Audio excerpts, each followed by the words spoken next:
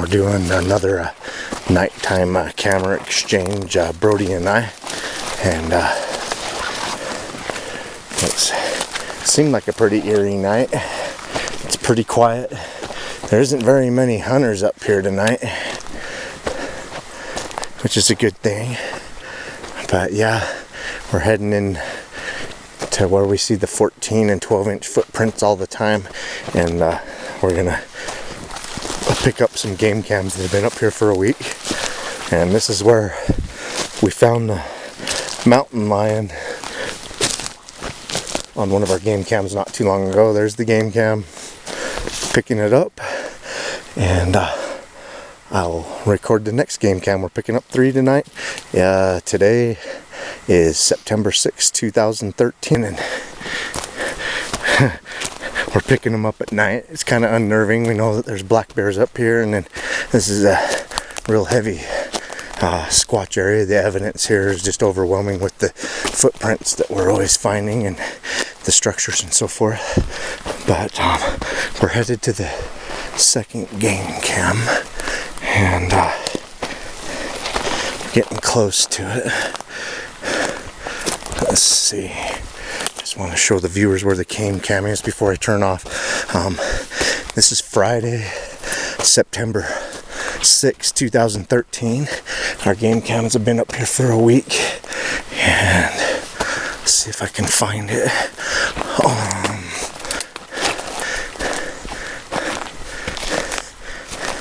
There it is. That's my smallest and newest game cam right there. Hopefully you got something good on these game cams. We're going to take them back tonight and throw them on a laptop and see what we have. And we're really far in here. We're about a half a mile in here where I don't know if you guys can see the structure. I'm putting my spotlight over it, but this is the massive structure that has one of the boots that I found on my solo investigation, and I brought Jenny up here the last time and dumped a game cam. The game cam's right there, and me and Brody are up here on September 6th, 2013. It's a Friday, and we're picking up all the game cams because we're going to relocate them to where I found the 17-inch footprints tomorrow. So we want to see after a week what's up here. But this is Brody's first time at this structure, and he's up here at night. What a time to bring him. He's probably thinking I'm a nut for dragging him back here in the middle of the night, but we need these game cams for tomorrow, and I definitely need to see what's on them before I relocate them.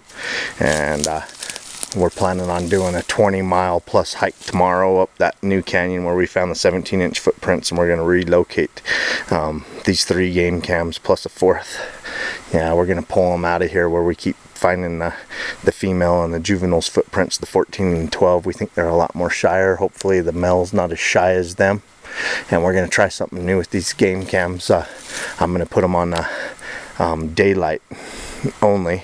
We think the infrared at night, the trigger mechanisms, we think they can see them, and they shy away from them, which they should. They shouldn't trust anything that's not naturally in their environment. And so anyway, I'm going to pick these up, and we're going to see what's on them tonight, and then we're going to put them in there, and we're going to put them on daylight mode. So, you know, hopefully the infrared from the sun during the daytime will make it harder for them to see, and maybe we'll get lucky and get one on them. Or, you know, maybe we'll get lucky and we'll see one tomorrow. So anyway, we're going to pick up the game cam. Last one, number 3, we found them all. This one was hard to find because it's pretty deep back in here, and it's a lot different at night. It's a lot freakier at night too, especially because we know there's black bears back here, and I already caught a mountain lion on a game cam, and then there's lots of Bigfoot evidence. So yeah, we'll show you what we find tomorrow on that 20-mile hike.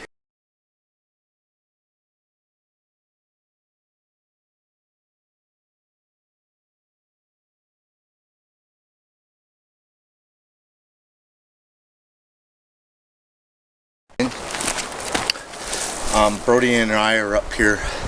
It's September 7th, 2013. This is my prologue. We picked up 3 game cams. We did that at night. We did that about 11 p.m. last night. It was kind of unnerving.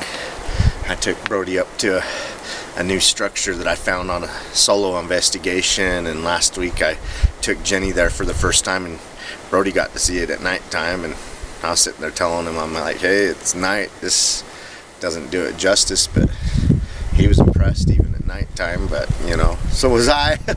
It was kind of unnerving, but that was the toughest camera to find. I put a camera on that structure, and yeah, that was definitely unnerving trying to find that camera, but we found it, and looked at the 3 cameras, and it's the first time I've ever left a camera, you know, let alone 3, in a place like this for a whole week, and we had nothing.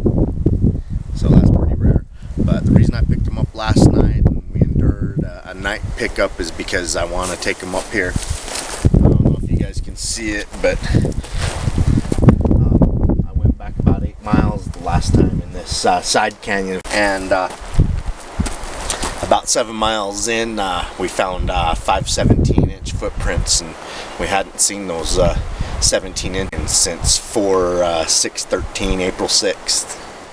And you know, the mouth of the canyon, the side canyon that we found them in, we keep finding 14-inch up to like 12.5, almost 13-inch footprints in there, and we keep wondering what happened to the 17-incher. Well, heck, you know, those prints couldn't have been more than a week or 2 old, and we found them up here, so maybe the big boy's staying up here, so we're relocating some cameras up here. It's me and Brody. We're planning on going at least 10 miles back in here, maybe more if the weather cooperates with us, and we're gonna dump some game cams, and we're gonna put them on some new settings where the IR's not the IR triggers aren't being used at night, so I'm shutting them down at night.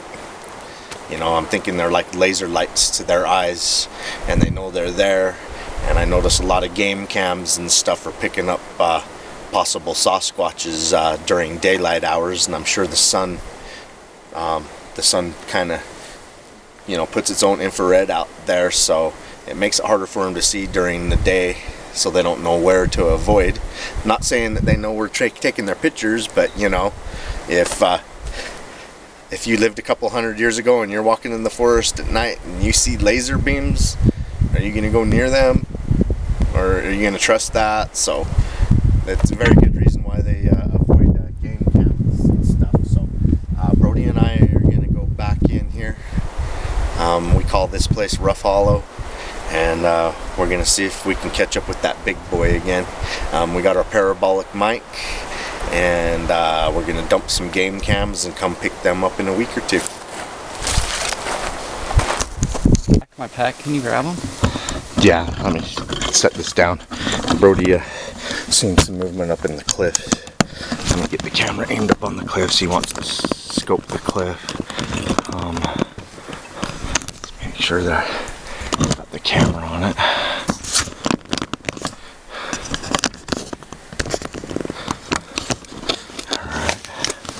Alright, I'll get it. I don't have to. Where at are they in your pack? Just in the very, very back. Oh, I see them. Yeah, I got the camera going on that spot. Brody saw something black moving through the trees up there. Not saying it's a black bear, not saying it's a squatch, but that's the evidence we find in this area, is possibly a large male black bear. And Jenny and I saw it run into a cave last week, the bear, and then last week we found 5 17-inch footprints. So here's your binoculars, Brody. Taking a bunch of photos of that spot. Good idea. Okay, I'm gonna pick up the camera and try and give our viewers a better view of what you're looking at up there. The sun's coming from that direction, so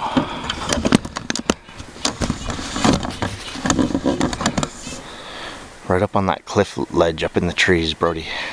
Just saw something moving just now, It's September 7th, 2013. We're in a side canyon, and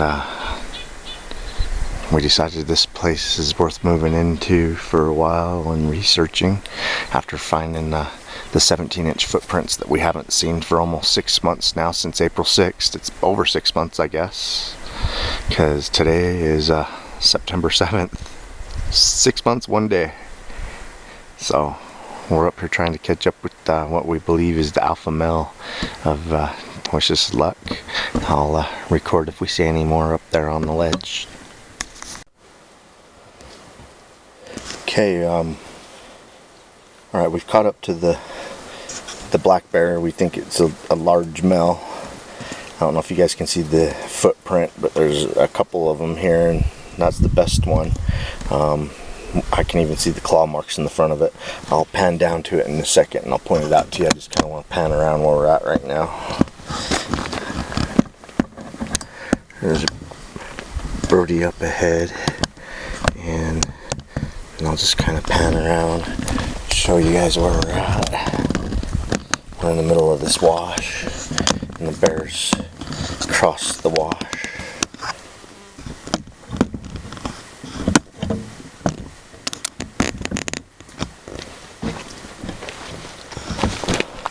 And I hear it again behind us, Brody. There's something moving around behind us. And this is behind us. This is where we came. I do hear something moving around there, and I just heard it a little while ago before I started the camera. You know, deer, elk, and moose generally, except for during the rut. A moose might follow you, but that's pretty rare. They usually go away, but something's shadowing us in the distance.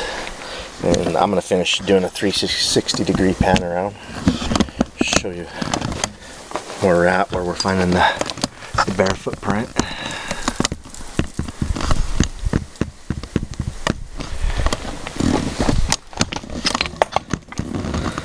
And I'll finish panning down to the footprint, and then I'm going to point it out. I mean, we know the difference between Bigfoot and bear, and I kind of want to show you guys the difference. Of course, the hind print of a bear, and sometimes I mean, looks quite human shaped with the heel and Bigfoot shaped, etc. But the footprints just ain't as big. And then a lot of people are tricked when the front foot steps into the back, and it does that quite often. And this one is one of those. I've already been up here, and I know this bear's hind foot just by itself is 7 to 8 inches long, and this one right here is about 8 or 9. I'm not going to measure it because I'm up here to measure Bigfoot footprints, but we see some of its front paws around here also. But let me point this out. And it made it when it was pretty moist, probably the last rainstorm. But its hill's down here, and the back paw or foot probably ends about right here. And but you can see where the front paw stepped into it too, and you can actually see a real good claw mark right here. And then also there's some other places where... What the hell's that, Brody? Oh my god. I don't know if the viewers can hear that. I'm gonna pan up. Did you hear those rocks getting thrown? Yeah. Dude. That was way up there. Some rocks coming down into the canyon. And they sounded pretty good. They sounded like, you know, a couple pounds, like 10-pound rocks. They just got thrown down up there. I think I probably got that sound on that.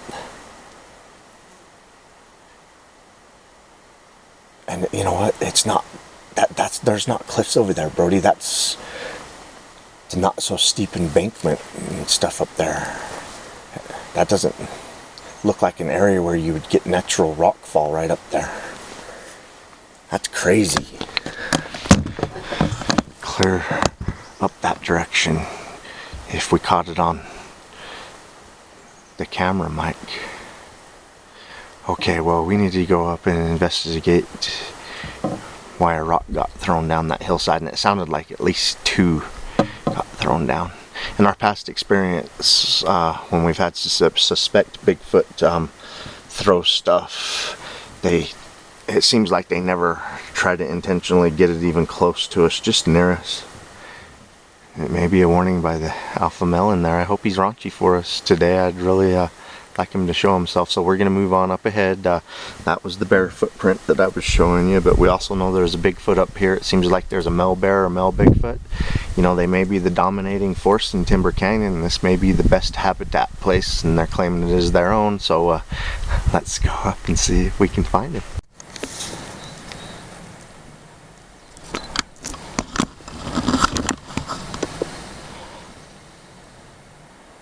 There's some mountain goats up there. We just saw a ram. And there's a couple of youngsters and a female.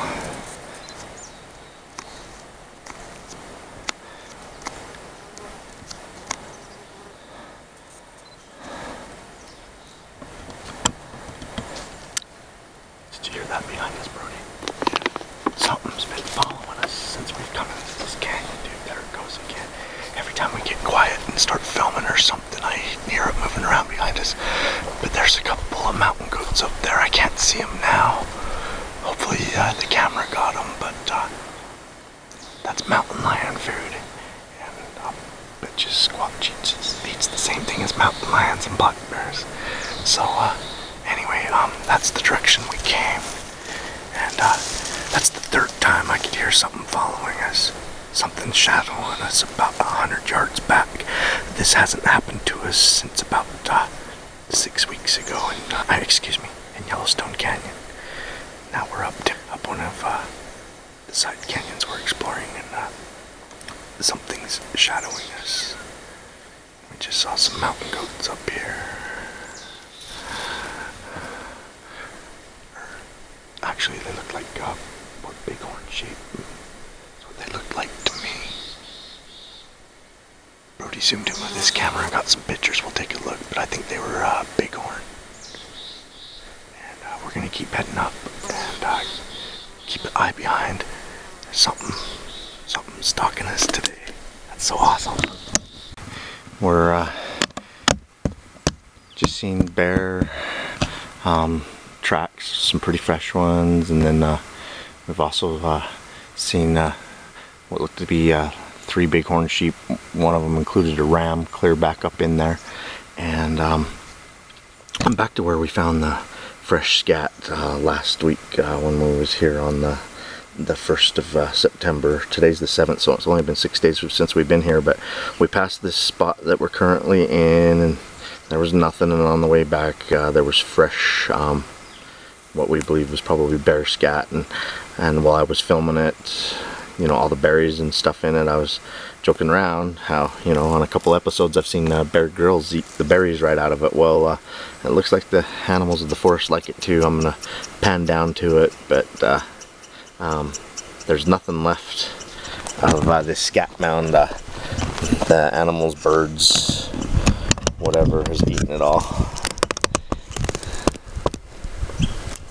I'll zoom in on it a little bit.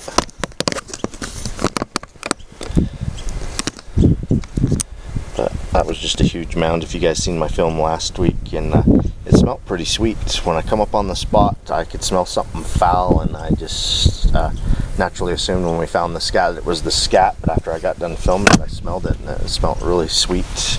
And I know a lot of people don't want to listen to scat stories, but it smelled like a berry smoothie, and there's probably about 5 varieties of berries in it and stuff. It's like someone made a berry smoothie and dumped it out on the ground here, but seems like the forest animals appreciate it. And there's certain types of birds when there's bear activity that we hear their calls and stuff, and you know, maybe they're associated with the birds, with the bears, I don't know. I'll research that and find out, but yeah, if squatches eat the same thing as bears, and that's what I believe, they're omnivores just like the bears, they probably leave similar types of scat. So, but I didn't see any Bigfoot tracks until about 4 miles past this spot, about 7 miles back in. We're probably about half that distance. We're probably about 3.5 miles in, but it seems like there's a black bear that stays in this area, and then deeper in the 17-inch footprints of a suspect alpha male. I'll get off the poo, show you guys where we came from and where we're going.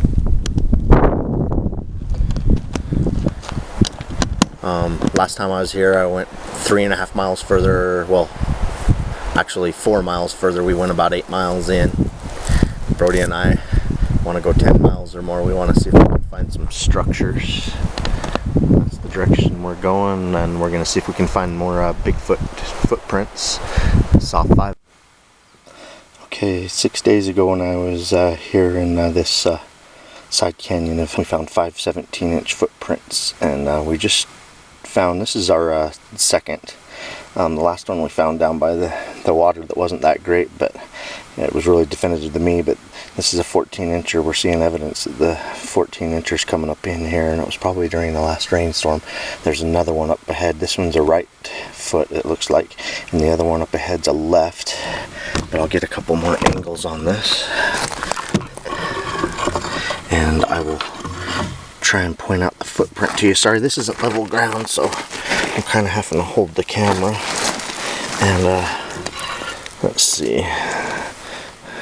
the hill is right here,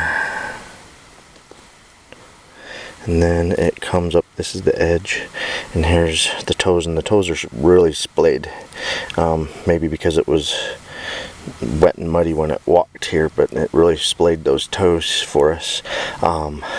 Last time I measured a 14-inch footprint, the toes were area was right around 6 inches wide. This is almost 7.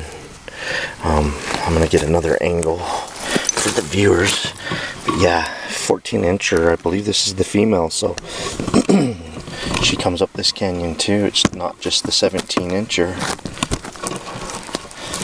Hopefully we find some 17-inch footprints up ahead. I'm gonna walk up ahead and show you the left foot up ahead. It's quite a ways. I mean, we can see other places where it has stepped up ahead, but if you notice how rocky the ground is, even when it's muddy, you're not going to leave a good footprint. So every once in a while, after a rainstorm up here, and it rains quite a bit up here, we'll find some definitive footprints. Okay, and then there's the left.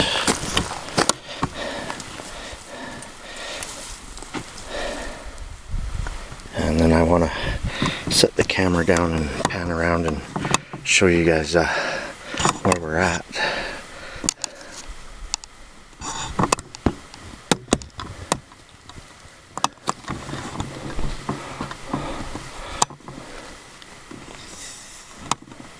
We're about a mile away from where we found the 17-inchers 6 days ago, and we've come up on some pretty definitive 14-inch footprints up in here. I was wondering if the 14-inch female was staying down another side canyon that I always see her tracks, because we never see the 17-incher. We hadn't seen them in 6 months, but they're here, and I don't know, perhaps there's a second female that stays in here with the alpha.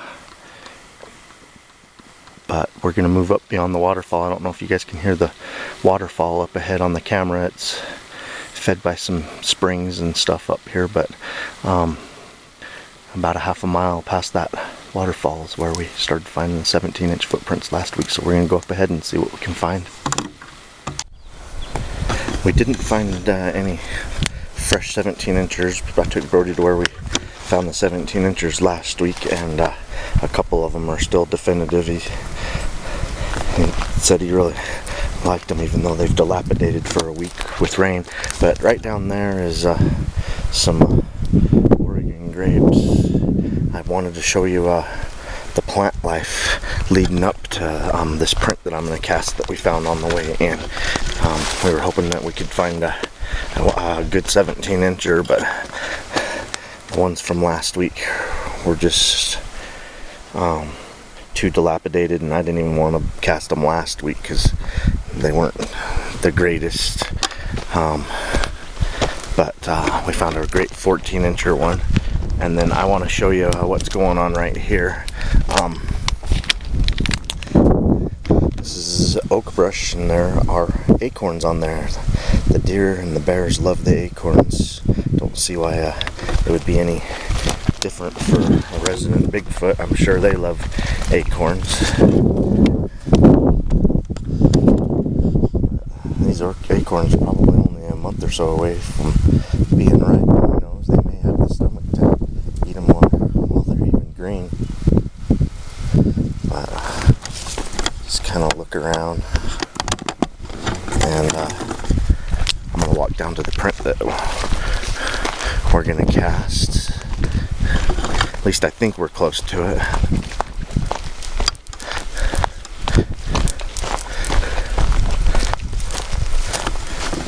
And some more of those Oregon grapes.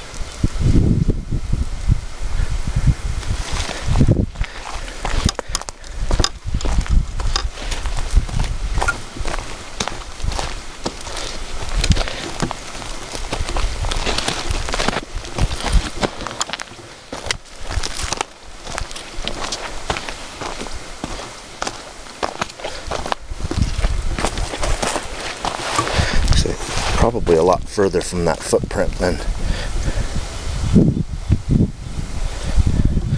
thought I was. I think I'm pretty close to it. I'm gonna have to keep my eyes open so I don't step on it and ruin it. But I filmed it for you guys on the way in. We decided to look around further before we use some casting on it. You can only bring so much casting in a backpack. Me and Brody brought up a kit. We make our own casting kits.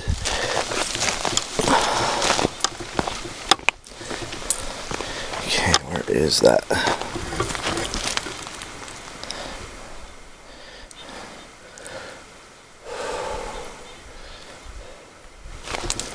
Okay.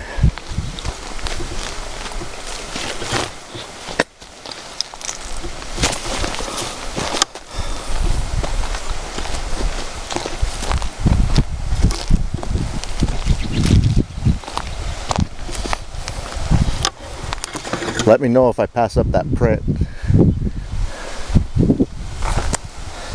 We're getting really close to this waterfall that's right here. Kind of looking over the edge of it right there.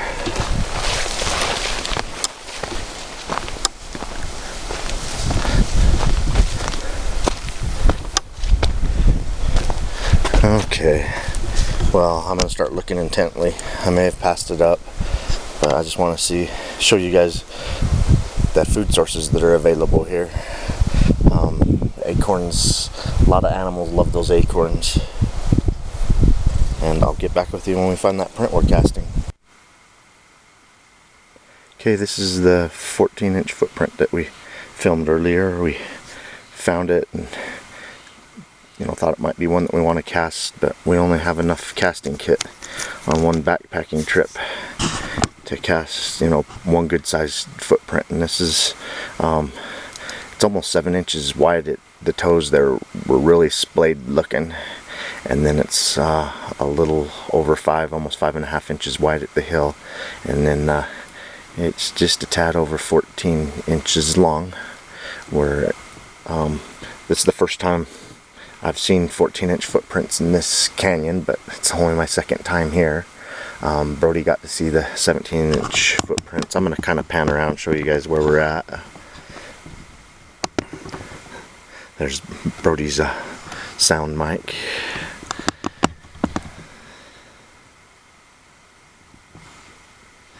But we were coming up here hoping to find the creature that made the 17-inch tracks and find more of his tracks. I was really hoping I could cast one, but you can only take what you can get, and we were lucky to find a 14-incher on level enough ground. We're actually on a steep hillside. It stepped in a perfect spot for us. We found 3 of its footprints.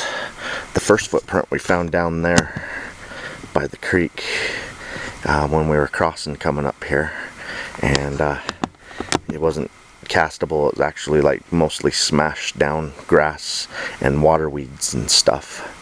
And then about 50 yards further up on this trail, we found 2 more. We found a left and a right. I'm casting it looks like a right footprint to me. There's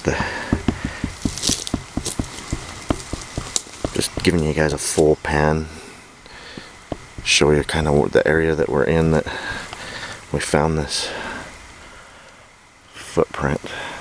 14 inches. We keep finding them in the main canyon, so I'm sure they come into all these back canyons for food and water and shelter. And then I'm going to get up close on this one,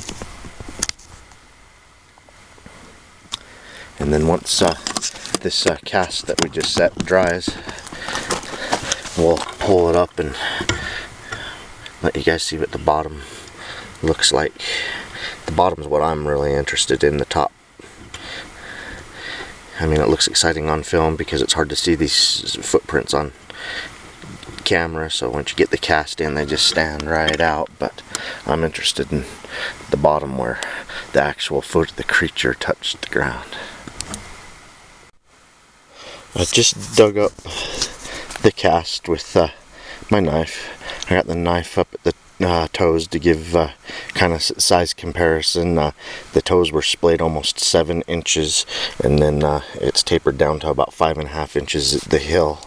14-inch long footprint that we decided to cast, and I got a couple of items around it to kind of give you size. I got our GPS, got my knife, and I want to show you viewers what the underside of this cast looks like. I'm most interested in the underside, the interaction of the foot with the substrate and stuff.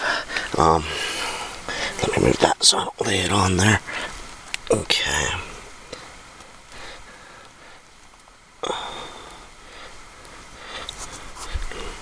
Look at the bottom of the foot, the shape. I mean, we don't have the perfect substrate like they do on the West Coast, and some of the excess that overlapped outside of the print just broke off here in the front, which is fine. That really isn't part of the foot. That was really a thin layer of plaster that ended up at the ended up splashing over where the toes actually were. But now you can see where the foot was that we pulled it out at, and I had to dig around it, so it's not doing justice to where the footprint actually was. I really had to do some digging to get this out. But that's the bottom of the 14-inch, and you can see really where the ball of the foot and the toes pushed off, because it was going uphill in the mud, obviously, to be able to make this footprint. So it really put a lot of pressure up on those toes for this rocky soil. But yeah, this isn't like the West Coast or the Pacific Northwest, where they have that perfect volcanic ash type soil to get those perfect footprints with the perfect toes.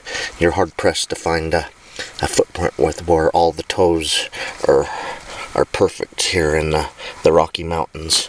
But we take what we can get, and that's another 14-inch footprint that we found. It's the first 14-incher I've ever had an opportunity to cast. I've casted nearly a 13, 12.5, 13. I've casted 15, casted 17, and now I've got a 14-inch cast that we made today, and hopefully this survives the hike out of here. I just want to pan around and show you guys where we found the footprint, and up past that log right there, we found another 14. It's not as good as this one. If you want to look back a couple of films on my YouTube, because I always put these up in order that I film them, you'll find the film where I actually filmed this one before we casted it, and this is the right foot, and then up ahead we found a left foot, and it's on a steep angle. It's damn near impossible to cast, so we ended up casting this one. It was in a better spot for it. And then I want to pan around a little bit more, show you guys what this part of the side canyon, we call it Rough Hollow. That way a few miles is where the Jeep's parked at the mouth of this side canyon. And then I'll pan around a little bit more for you. And that's the direction that I'm aimed right now, that we keep hearing the wood knocks. And when we do find the prints, the 17-inch footprints that we found last week and the footprints that we just found now, they both end up going off that direction up this hillside mountain thingy. So me and Brody definitely want to take a day where we hike back into one of these places and see what we can find.